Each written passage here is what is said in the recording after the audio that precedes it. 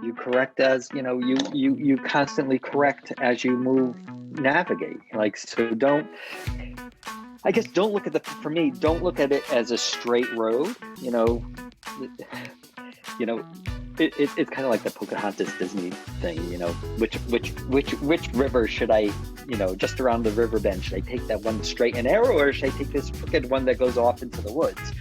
It's like, well, maybe you take the crooked one that goes off to the woods, but you try to stay in the middle of the crooked river. So you keep on adjusting. So you're not so wild, but you're a little more confined. And you just can't keep on refining yourself as you go along. Hello, you are listening to the Late Bloomer Living podcast, where we are reimagining and redefining what it means to be in midlife, where we are gathering energy, momentum, and excitement for our next chapter via candid conversations with other midlifers about their own pivots, pitfalls, and triumphs. I'm Yvonne Marchese, your host, and I'm so happy you're here. A little over a year ago, I got a phone call from a guy named Companik.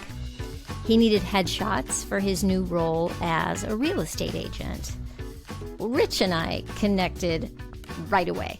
In fact, I called my husband after I got off the phone with him and said, I have a new headshot client who is just the nicest guy, and I totally want to be friends with him. And, well, that's exactly what happened. We have since become friends.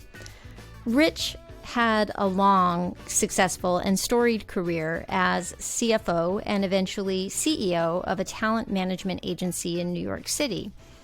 But he decided to leave that behind him and follow a new path, selling real estate. He had a vision and he had a passion for it, and he was curious to see if it would be a good fit. Of course, as soon as I heard his story, I also knew he'd be perfect on my podcast, but because he was new to real estate, he didn't feel like he would have a good story to share. He was still feeling all the doubts you feel when you start something new and you're not sure how it's going to work out. I, however, knew he was going to be a rock star. I'm just saying. It took me a year to convince him, but here he is as my guest today. I am excited for you to hear his story because he's someone who had an extremely successful career and was able to walk away from it when he realized it wasn't a good fit for him anymore. We so often stay in situations beyond the time that's healthy for us because we've invested our time and effort and money and might be considered crazy for walking away. It takes courage to take on a new career in midlife. I can't wait for you to meet him. But before we do, I'm wondering how you're doing. I'm wondering if you have a project on the back burner or are itching for a new career. Maybe you keep thinking about finally getting in shape, or you're simply wanting to finally learn that new language and you can't seem to make yourself take the steps to make it happen. So I'm just here to remind you, if you've been listening for a while or if you're new here, I want you to know I did create a free guide for you designed to help you bust through what's keeping you stuck. It's a workbook called 5 Steps to Your Midlife Reboot. You can sign up to receive it as an email series, and it has practical exercises that you can use over the course of several weeks to get past feeling stuck. And you can do them at your own pace. They'll just be waiting for you in your inbox when you're ready for the next step. Also, too, you can, once you go through them, take some time and then go back and repeat them. That's another way to do it.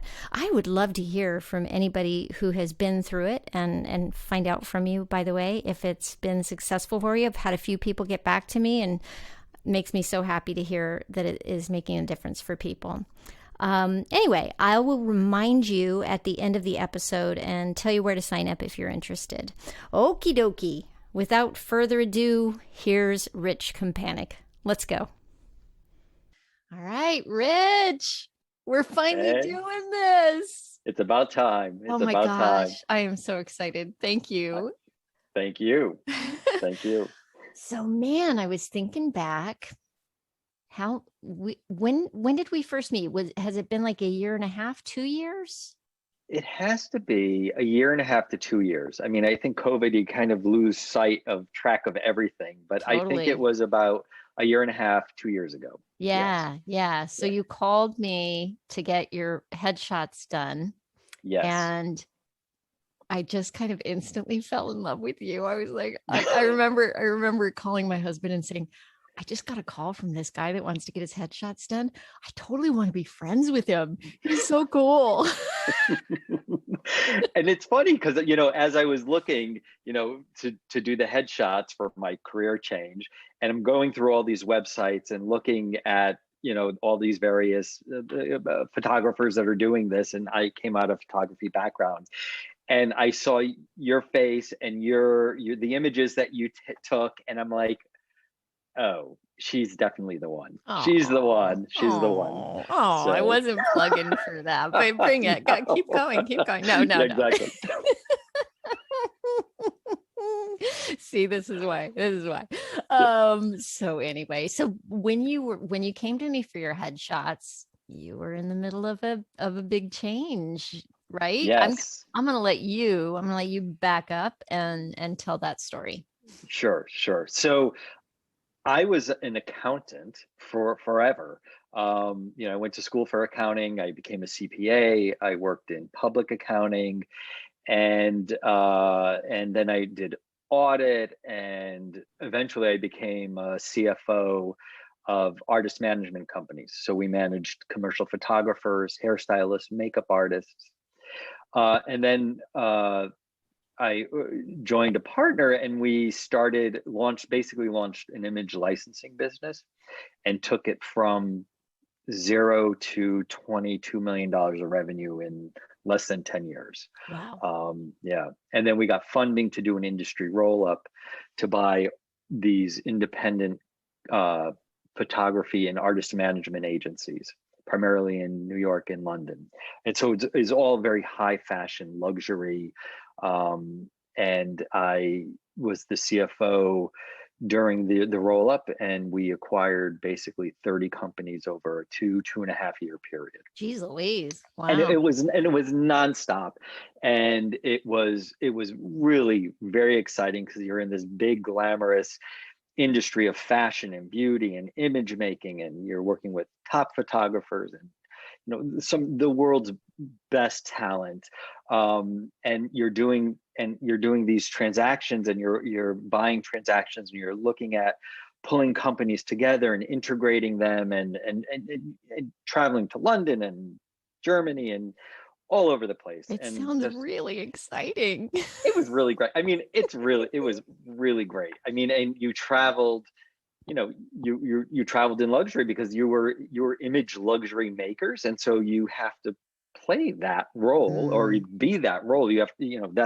that's our customer. That's what our clients, our photographers and hairstylists and makeup artists are doing, and so you live that life, and it was great. I mean, it was a lot of work, lots of pressure, um, doing these transactions and being CFO, and kind of taking that company all the way through to some degree. And at one point, I became the CFO, the COO, and the CEO for about a year.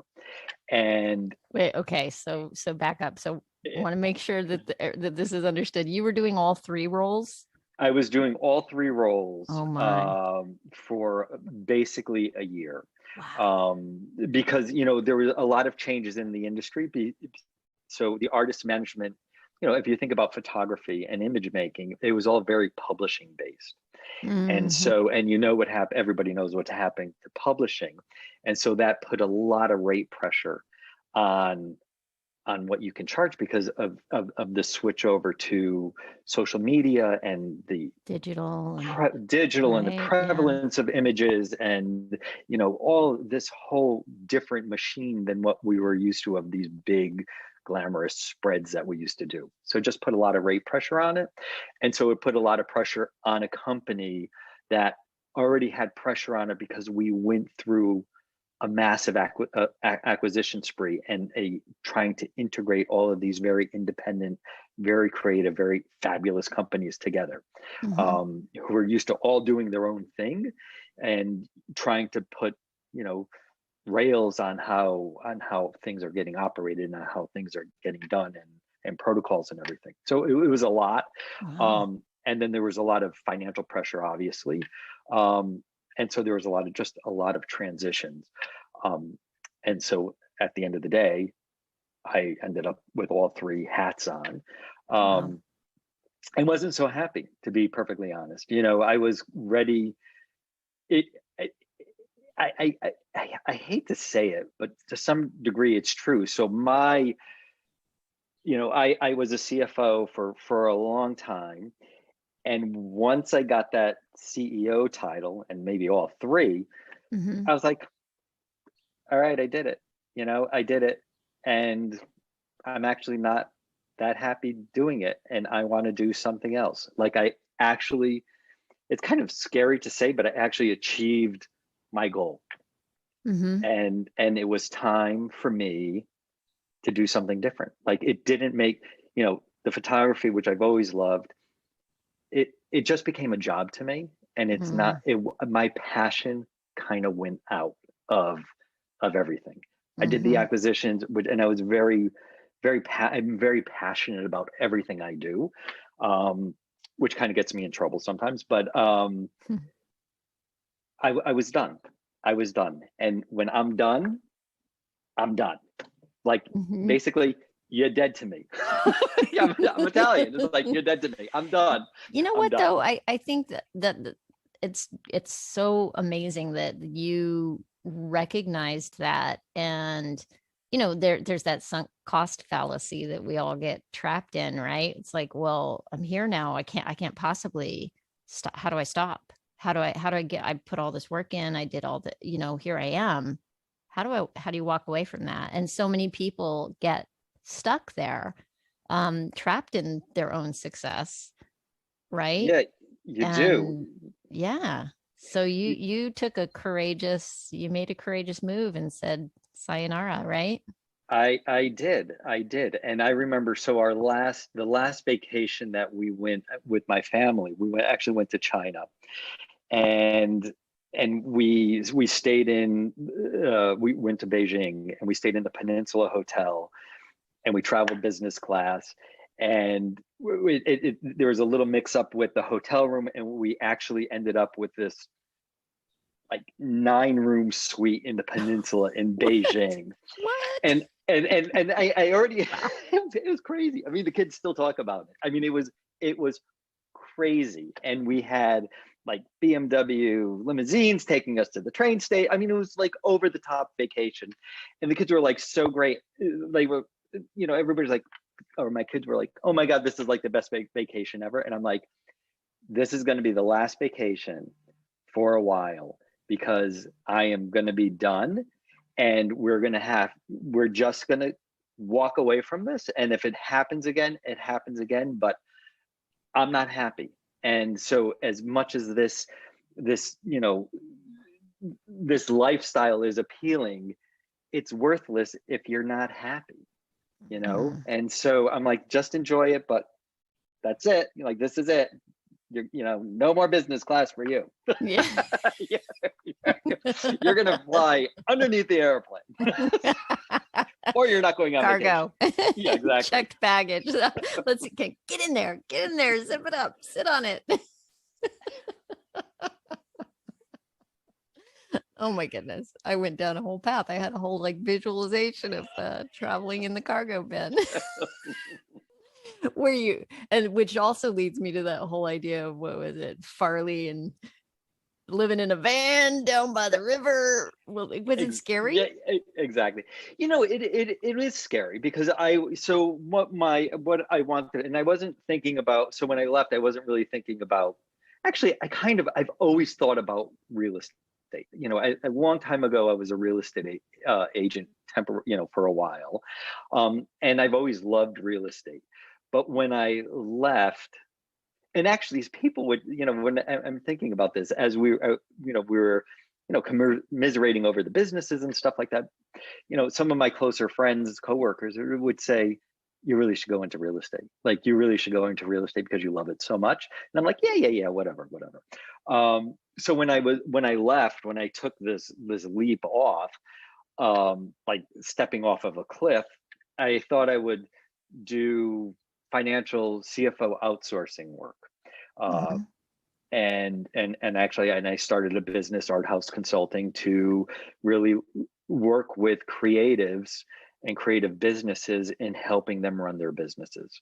Yeah. Um, A much so needed thing, frankly. much need But a much needed thing, but it yep. was still, and this is kind of where this transition, but it was still a behind the scenes person, right? So I was always behind the scenes. I was kind of always made, I was the guy behind pulling up the curtain and, making everything happen and pushing people out onto the stage to do their thing. And that, you know, but that's probably not who I should have been for so long, And so when Mhm. I started doing the outside consulting thing, I was doing it, and I can do it. I could do accounting and finance, like, I don't know, like anything. It's just so easy to me and so much common sense.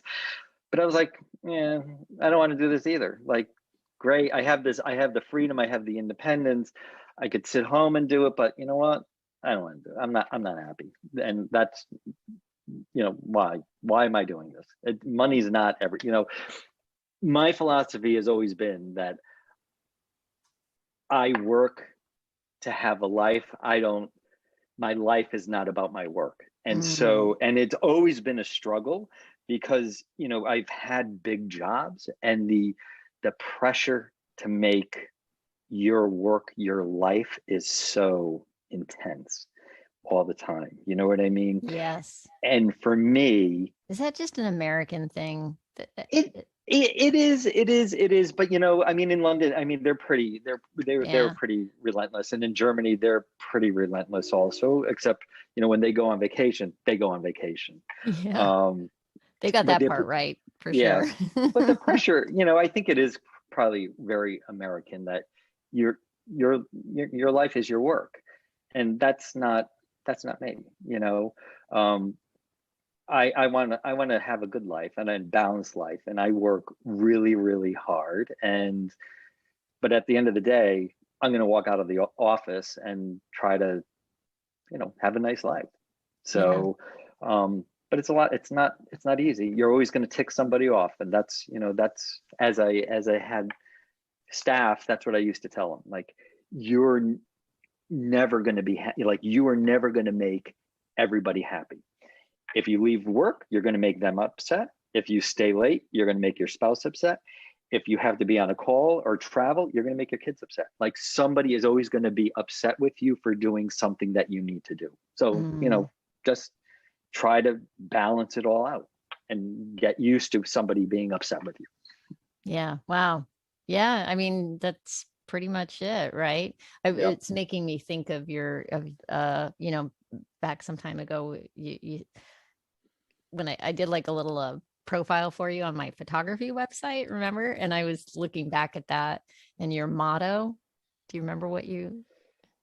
Well, I don't know. I'm Was putting you it on live the live spot. like you mean? Was it live like you Yeah, mean? you Yeah, live and that's like you mean still it. my motto. And so, actually, it's on my new business card. It's Rich Companik, and it's live like you mean it. And Yeah,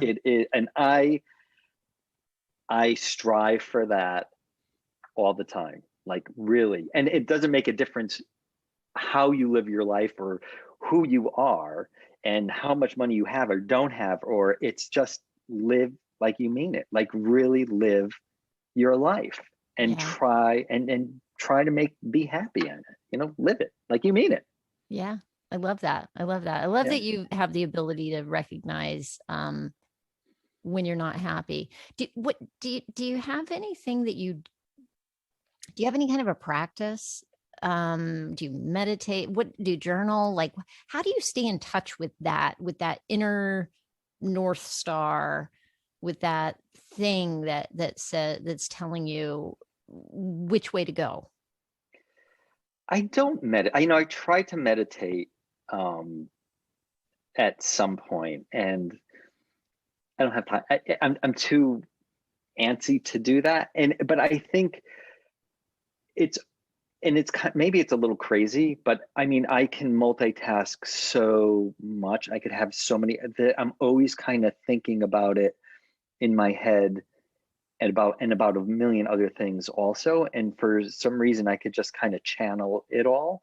Mm-hmm. And it's just more of an internal clock or mechanism that's saying, uh-oh, uh-oh, uh-oh, time to make a change, time to do So something. So I but don't. that's great because that means that like in the moment you're working on something and at the same time it sounds like you've got that awareness that you're you know I mean that's kind of what meditation is, right? Is that developing the ability to watch and to watch yourself, to watch and Yes. it seems like maybe you evolve, you incorporate that into, I mean that's the ideal, is we're all doing it all the time, Yeah. hopefully. Yeah. And But I it's think hard, sometimes we lose track. it is hard. So it is hard. So I guess you're right. I am always out there looking down at me in some ways, Mm-hmm. trying to guide me and doing what makes me happy. But it's always, I'm always curious. The thing that I don't get is how I look from somebody else. So if somebody else is looking at me, Mm-hmm. what do they see? Like Don't we I all want to know that? I Don't we kind of want to all? know. And we I never know. know. We never, You never dang really it. know. You never know. But then these people say these things and I'm like, what? Like Right. that's me. So That's how you see me. Like, right. Well, so then speaking of which, because that brings us to the where you went. So you had your company, the advisory company, and then you were like, no, I'm still not happy. But you had friends who were telling you what they saw in you, which was you should go do real estate. This would be great for you. And so and so I did, right? yeah. And so what, but where I got hung up, and it was something I said earlier, is I was stepping out on the stage, right? So Mm, I was not hiding behind the numbers anymore. I was not being the mean CFO. I was going to be on stage and doing my show, and to some degree. And mhm, actually, I was going to live like I actually meant it. And so to some degree, I wasn't living like I meant it. I was living the life that I should have thought I should have, but I didn't mean it, right? And so doing the real estate, it was really kind of scary because it was out of my, I'm over 50. I've got a family, I've got all this baggage trailing behind me, and I'm doing this for me. And I am creating a brand for myself, and I am putting myself on the stage and out there and trying to market me, things that I've never done before. And so mhm, it's a whole different skill set and a whole different degree of confidence that I had to get used to. Um, mhm, and it was fairly terrifying. mhm. And I'm still, still get nervous about it, as I move, manage and walk through my life. It's like, okay, here we go. And Yeah, then like really kind of putting yourself out there. One of the first things you needed was photos, which is why you came to me, which is right? both, So right? that was like a first step. And then I know we talked about social media and right. And I feel you. Oh my gosh, like I like to be on my side of the camera, right? I like to be taking those photos. I do not like to be on the other side. But Exactly. when you've got a business, you have to put yourself out there in that way, no matter how uncomfortable it is. Exactly. And so it's interesting. I remember that you mentioned to me that how nervous you were about your first open house. Do you want to go into that a little? Yeah, so so trying to build your business, right? And so as you go into real estate, everybody's like, use your contacts. Your contacts are your customers, and that's going to launch your business. And I live in Connecticut, and I worked in London and New York. And in the photography creative community, people don't come to Connecticut on the weekends. They go to Long Island. They go to the Hamptons. So I had no customer base, basically. My contacts were my contacts, but they weren't, I had nothing, which is kind of weird. You're a CEO and you come into a new job and you're kind of starting from ground zero. And so how you start that is you take other people's listings and you do open houses. And so, there was this one open house in Stamford in Chapin, and it was great, a great old house, like my kind of house. It was, 1930s, really romantic type house that needed a refresh, but just like the bones were stunning. You could just kind of see this house, with a little investment, it would just shine. And I guess, the house, I guess it appreciated that I was there because I was going to really sell this house because I loved it. And so I did the open house, and it was, during COVID and the real estate boom, and there was like massive amounts of people. And I was only letting one group of people, one family in at a time to see the house, which a lot of people didn't like. But I'm like, you know what, too bad. This is what I'm doing. And if you don't like it, you can leave. But people stayed around. And so I was, again, multitasking, right? So I had people in the house and I'm trying to engage with them, and I have people outside that I'm trying to engage with them. And I guess it was just the house, the location, and and just being me, and not even actually thinking about it because there were so many things going on. I was just being me. Mm-hmm. And and I got a listing, a $1.7 million listing out of that from people I met who were going to the open house. And I got a $1.2 million sale from buyers who didn't get that house, but we established a relationship and they became my customers. And yeah, and it was like, wow, I'm actually a real estate agent. I could actually do this. Like, people actually like me. So I feel like, it's like Sally Field. You like me. You really like me. Really like me. Yeah. So before you went to the open house, I want you to paint a picture of what was going through your head. Because I know you told me that you were really nervous about that. Yeah, it was, so it's like, all right, so where am I going to go first? What's this house like? What am I going to say? Do I, it wasn't my listing, so I didn't, and I was never in the house before. Mm-hmm. And I briefly talked to the listing agent, and so I was like, I'm just going to, what am I going to do? How am I going to do this? What am I going to do? What am I going to say? What if nobody shows up? What if I fail? What if I look like a moron, or sit there like a piece of dead wood and do nothing? And so, when you drive up there, you kind of go through the house, and I'm like, oh, that's kind of a nice house. And then you got to go put out those open house signs, and I'm like, oh God, here we go. Like what's gonna happen now?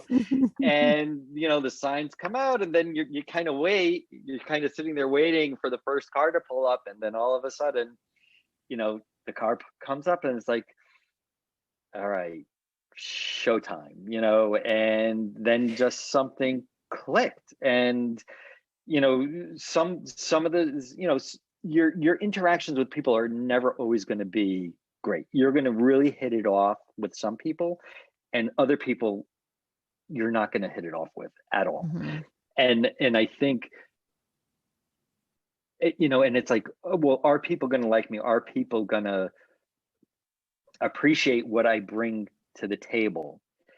And I think, so that was kind of terrifying for me. And I think what I figured out after that is it doesn't make a difference. So I'm actually going to attract the people who are attracted to me and the people that I want to work with. And the people who don't get me, I actually don't care. I actually don't want you as a customer, and you don't need to buy the house.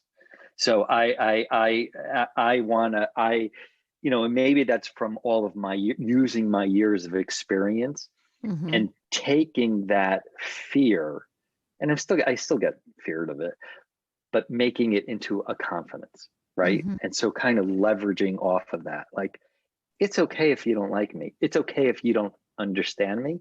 There's a lot of people who do. And those are the people that I actually want to do business with, Yeah. Yeah. you know? I mean, that's so powerful, and we forget it. Um, you know, there's that thing, we want to belong and we want everyone to like us. But in the end, like when you're in my photography business too, I want to work with people that I feel that connection with, where it's a mutual, like, yeah, let's do this together. It's a Right, partnership. right. And that's, I mean, so exciting when that happens. And It yeah, if is. somebody called me for photos the other day. They wanted to do like a newborn session. They wanted to get a newborn session as a gift for a daughter or granddaughter, I forget. And they wanted something that was a lot of props and backgrounds, and it's not my style. It's not what I do. Right, And so I had to just tell her, wow, and she'd been to my website, but as we talked, I realized it wasn't a match. She was lovely. We had a great conversation, but in the end, she wasn't my client for that, right, you right. know? And so I actually said, there is a photographer who does beautiful work like that. And this is who that is. And so go talk to them, and see if that's the match that you want. Cause I'm, if that, cause Yeah, that's just not my thing. I'm more, exactly. I kind of do more natural, like, more natural style and babies in parents' arms and stuff like that.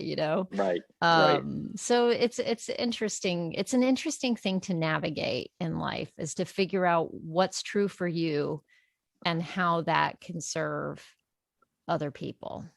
right. And with saying that about my clients are not easy. Like, I gravitate to challenging situations and challenging clients and really complex things and issues. And but I excel in, like, I so that's so you don't have to be, it's more than just a style. It's, I actually don't even know why.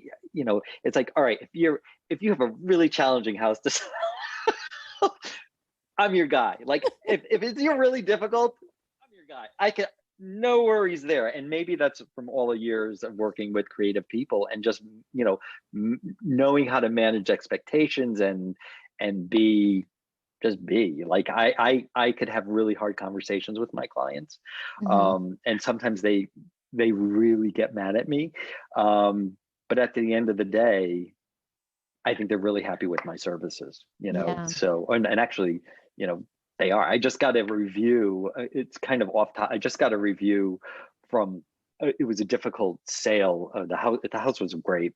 It needed a lot of work, but I just got a really nice review from, somebody I kind of butted heads with a little bit, to get the Mm-hmm. transaction done, because my Mm-hmm. my goal is to make sure you get your transaction done, and sometimes you have to have that hard conversation with the people. And, Mm-hmm. I'm not, I guess, and that's from my years of experience in being a CFO. I'm not I afraid of was a gonna hard. say, it sounds like, I mean, everything that you did prior to this, and that's one of the things about um, starting a new business in midlife or starting a new endeavor. And yeah, it's new, it's different, but what you've got behind you is this wealth of experience that translates Right, all those things that you forget. Like, how to do something so well that you don't even know the steps that you do to do it. If you needed to explain it to somebody, right? You get to this point in life, and you're just good at some things, and and we can just take that and then transfer it into a new zone, if that's, if anyway, I think I got no, lost in there, but no, but you're exactly right. I think so. From, if I look at it from everything that I've done and from all of that experience, like, I didn't like I would never look at it that I wasted my career. Like if I started real estate 20 years ago, I am sure I'd be a great real estate agent now. But I wouldn't give up anything that I've done to get where I am, because that has provided me with who I am and the confidence and the maturity to start something new, and to not always have to say yes, or to feel like you need to please everybody. Mm-hmm. It's I know from my experience what's going to work here. Like I can see it, and I'm going to try to make you see it that way. But at the Yeah. end of the day, I'm not the decision maker, and I think that's, for me, that's kind of like the little hard part. It's like, it's not my house. You gotta let that, yeah, yeah. Gotta let that decision making part Exactly. go, right? You're the Exactly. guide. You're the I'm guide. the You're the guy. shepherd. I'm the facilitator. Exactly. Right, Exactly. right. So now, how long has it been now that you've officially been a real estate agent? What are we talking about? A Uh, year and a half? yeah, it's so Year? I would say it's just about a year. So my first transaction actually closed April 5th. Oh my God. My first transaction actually closed April 15th last year. That Oh was my my very gosh. And first we are sale. talking, this is going to air later, but we're talking Yep. on April 15th of Yep. 2021. So it's, oh my gosh, congrats. I want to high five you through the Zoom Yeah, screen. exactly. Boop. So it's basically a year. It's like 15 months.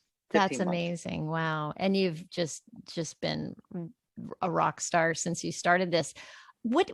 So now it's only been a year, so it's still really new. What do you though, what do you wish you had known when you decided to make the leap? What do I wish I Is had there anything? known? Hmm. It's a lot harder than it looks. Like, it's full on. I think people get the impression that real estate is easy, and maybe to some people it is easy, but being me, I don't take the easy road, right? I take what I feel is the right road, and doing what I believe in is what is the best interest of my clients, and going the extra mile. And so that makes my job really challenging. And I think, so, and as I'm saying that, I'm thinking about what I wish I knew a little bit more of. It's and where I was always lacking is those people skills, because it's very personal, and it's very Mhm. emotional for buyers and for sellers. And I think particularly for the sellers, it's a really emotional transaction, because there's so many things built up in a house and home, and why you're moving, and just clearing out furniture, and so that humanity, if you will, is something that I don't want to say I struggle with, but I have to be more compassionate about that, Mhm. and I try, and I try to be, and that's, I think, the emotional roller coaster that you're on in real estate as being a real estate agent, and maybe a good real estate agent. It's a lot. I'm very invested in my clients, and so I take everything that they're feeling really. I take it in and absorb it, and it's a lot for me to bear, but Mhm. I like it, so I becoming so engrossed in their stuff. Yeah, So yeah, that's hard. It's hard. yeah. Where do you think, what's been like would you say that that has been the biggest area of growth for you during this year, or can you identify that? So I would say the biggest area of growth for me is just to be me, to some degree, is Mhm. is really just to be okay being me, and doing what I using my instincts and acting on them. Yeah, I think I, it, I actually think the biggest it's accept it's having the confidence. I think that's one of the biggest growth areas for me is having the confidence in myself to be able to do this job and succeed at it. Oh my gosh, I'm so glad you said that because I'm just going to think that if I'm listening to this conversation and I hear what you've done and the life you had before you went down this road, it, as a it's easy to say, "Oh my gosh," but like he's amazing. He must never have a moment's doubt, like, you know. And Yeah, I want everyone to know that you know it can all look amazing from the outside, but we all have those little gremlins, of course. right? Yeah, of course. I'm going on a listing presentation tomorrow for, for a one bedroom condo. And I want to make sure, it was a referral and I want to make sure I take care of this person, like give the best that I can do. So, and I'm getting nervous about it, and so it doesn't make a difference if it's a one bedroom condo or a $5 million house. I'm treating like it's that confidence or that fear that I'm not going to be able to, support that person as I'd like to, and to show them how do I, which is this. Well, I guess this is something I'm learning. How do I sell them me?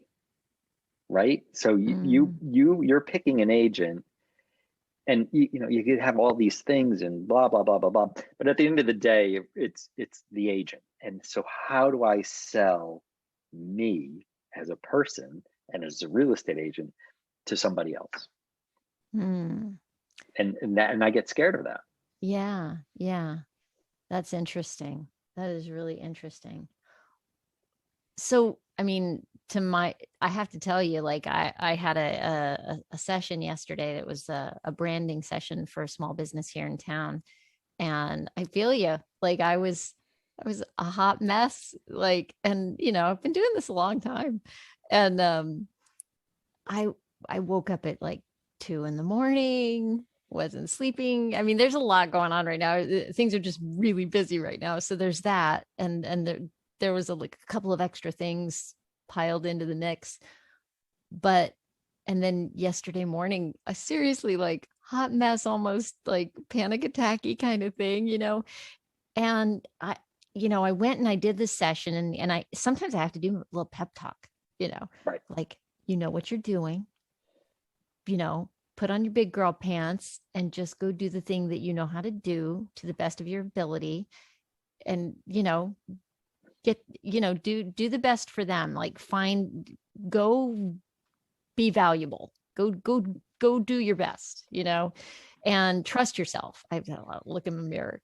You got Trust this, yourself. trust yourself. Right. And I went to the session and we did it, and I mean 4 hours gone in a flash. And I got home, and just like I'm like, where did the time? Because it's always like that when I do a session. It's like poof, it's gone, It's gone.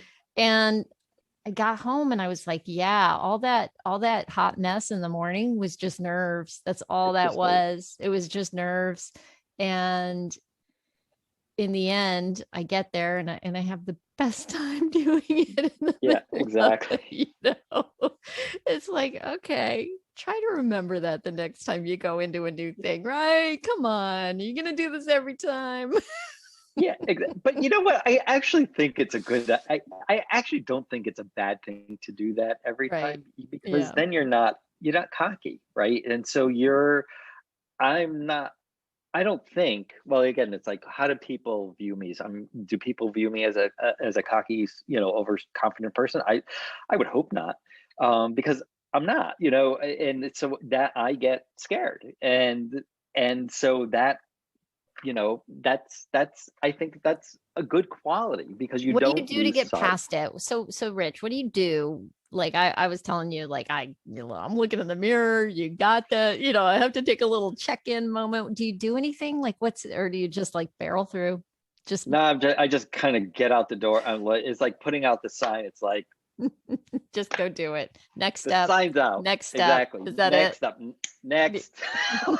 And then I just go on. It's like, there I go. And it's like, well, yeah, it's kind of crazy. I guess it's like that meditation thing. It's like I don't do I just do, right? So Yeah. I just am and I just do, but there's all that stuff just, churning in my head. But Yeah. then at some point it just kind of just goes away and So it's just me. yeah, I just keep wondering, clearly like the real estate is just something that you're passionate about. What is it about it? Like what can you define it? I don't know, actually. It's so this agent, this review, which it just came in this morning. It was Rich finally found his passion in life, and I'm like, that's really interesting. Really? Um, How yeah, interesting. Yeah. yeah, yep, Wow. yep, amazing. That's an Um, interesting comment to have in a review, it is, right? That's cool. So yeah, clearly they're exactly, seeing what I'm seeing too. yeah. So you know what it is? I think I've always loved houses, and I've refinished a lot of houses, and and I don't know why I like houses so much, if it's home or if it's just houses, but I like the design aspects of houses. I tend to like older houses that need to be made better or refreshed, and so when I go into a house, even when I'm showing houses, like some houses I'm like, yeah, whatever. Other houses I'm like, oh my God, I just love like I just love this house. And then it just kind of takes off. And for me being able to sell houses, I could just sell that, like, because of that passion, it just comes through on the house, about a house. And each one that I've sold, I've really been really passionate about them. And and and usually my clients expect me at every showing. And sometimes if I can't make it, they're like, then cancel the showing. Like, you're going to sell this. And it's happened. Actually, I've had three big listings, and every client has said the same thing. You are going to sell this house. It is you. We want you here. Because that passion about those houses, they just come to me, and Hmm. it's just, I can't explain why. um and even when if I have buyers, i may I can, that clicks on at with some of the houses that I'm showing them, and just be like this this house is a great house, like, look past it, do this, it's like, get over it. And yeah, and so then, and I get passionate about it, and then they get passionate about it, and then the train just takes off. Like Yeah. we just did a house, and we saw it on a Saturday. They were doing an open house on a Sunday, and I'm like, you have to get this house. Like, this house, this is your house. You have to get this house. And so then this whole thing just kind of, I get them up on it, and then I'm like, all right, I'm going to call them. We're going to make an offer. We're going to make it, full price offer. We're going to make it contingent upon, accepting the offer before the open house, and then I get the agent involved, and then we do have a deal done. And it's like, wow, because that was their house, you Yeah. know. And it's that weird thing that, I don't know, it just kind of, I like it and I love it. So yeah, I like houses. I don't know why. That is awesome. What would you, so because this, podcast, going back to the whole origin of this idea for these conversations, is just about like helping other people get past whatever stuck point. I mean, how, you got any advice for somebody who is wondering what their next thing is, or waiting to do the next thing that they want to do, but they've got lots of reasons not to?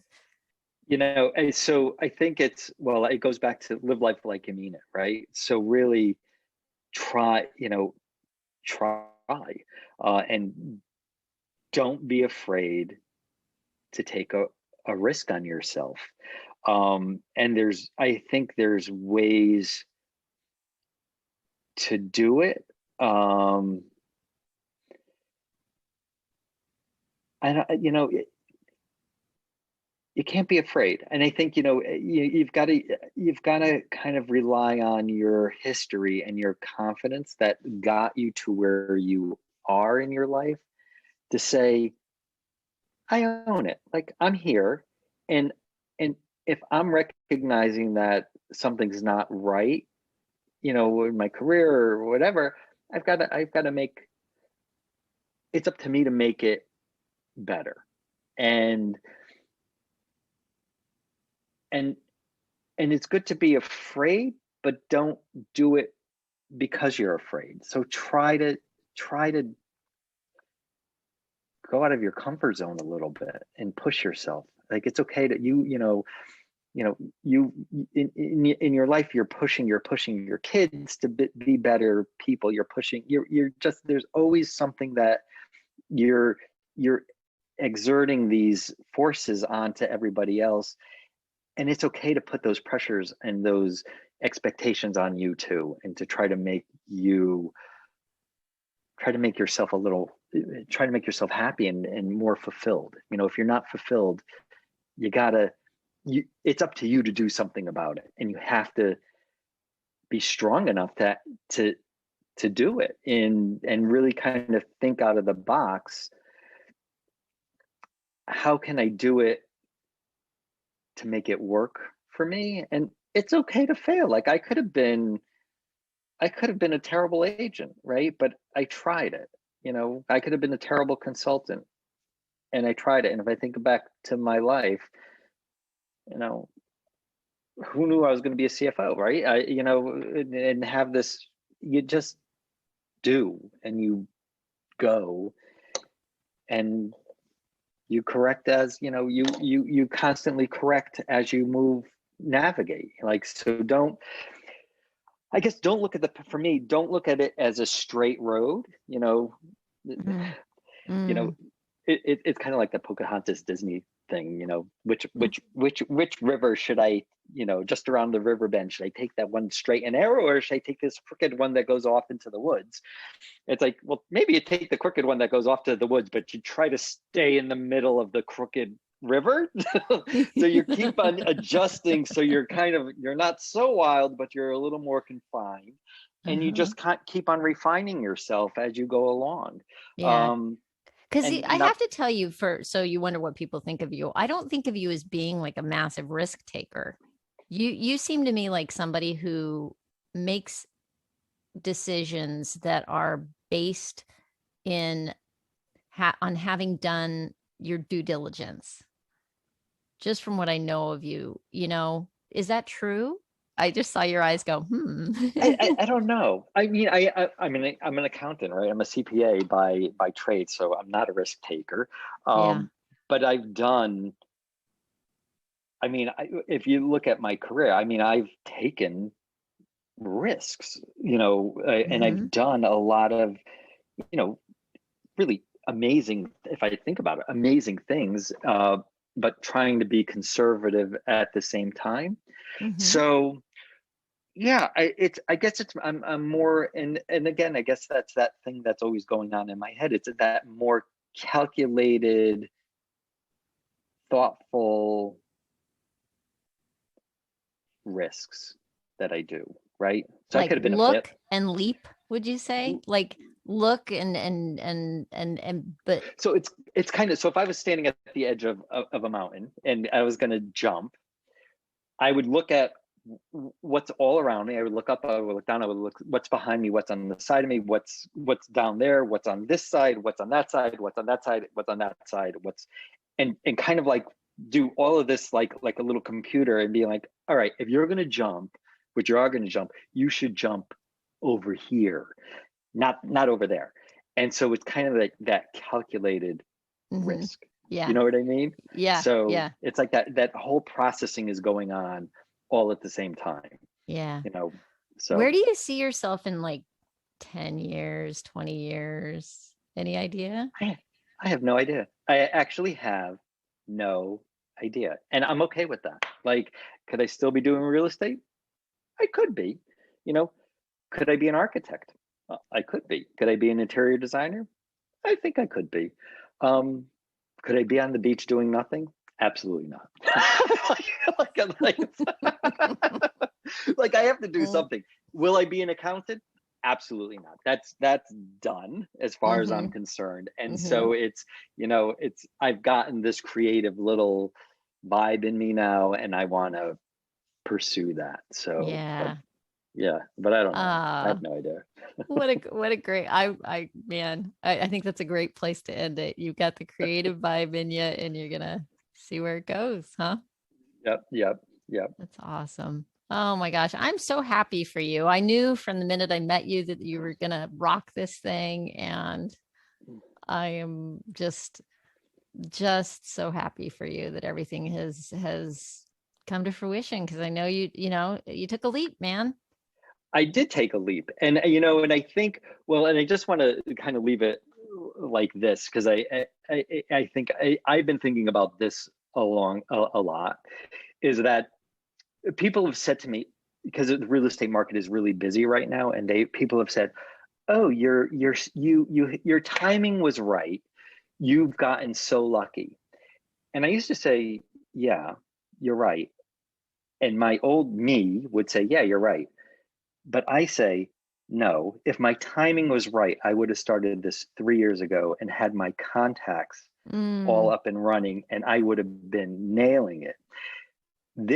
My success right now is because of me. Like everything that I am successful right now because of me. It's the market is good, but this is all me. It's Putting the work in. I'm happy. Yeah. I put the work in, and I am being me, and it's actually paying off.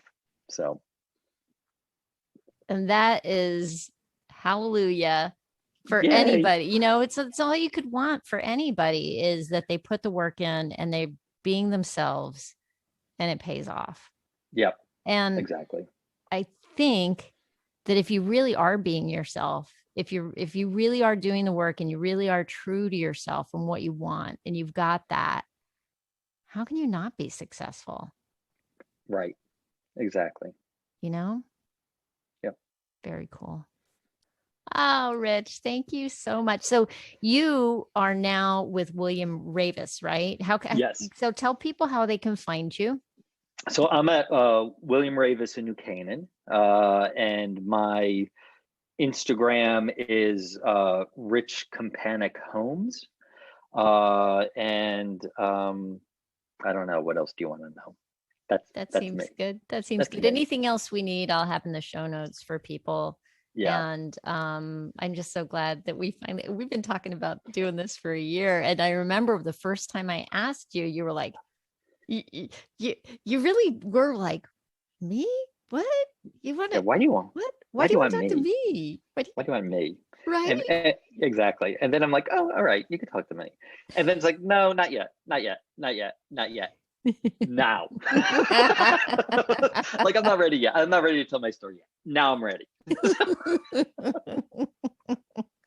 And that, so I know I keep like false endings, but what's happened is that you have developed, because you've been doing this for a year, even though it's only been a year, you like those, I don't know about you, but I find that when I do things, those little things, just the doing of something starts to give me confidence, starts to give me a sense of, yeah, I got this. I've done this before, and I can do this again.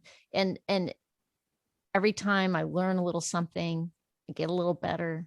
I make mistakes, but I get a little better. Right. Well, and mistakes. And so actually thank you for bringing up mistakes.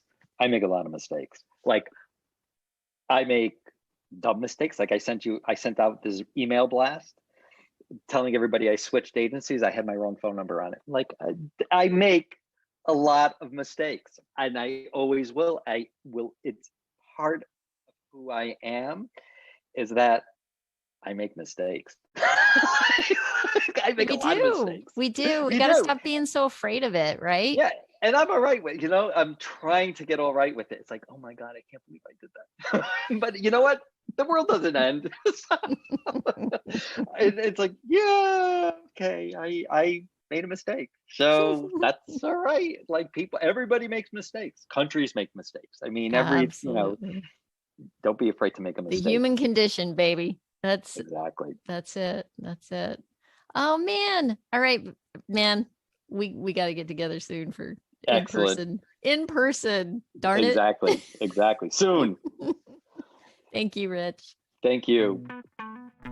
Well, there you have it. I love Rich's motto. So I think I'm just going to take a minute to repeat it. Live like you mean it. Live like you mean it. I just want to keep saying it over and over. If you want to know more about Rich, I will have that information for you in the show notes. You can just go to latebloomerliving.com/podcast and click on the show notes for episode 48. And of course, while you're there, you can also find a link to the sign-up sheet for your free guide, 5 Steps to Your Midlife Reboot.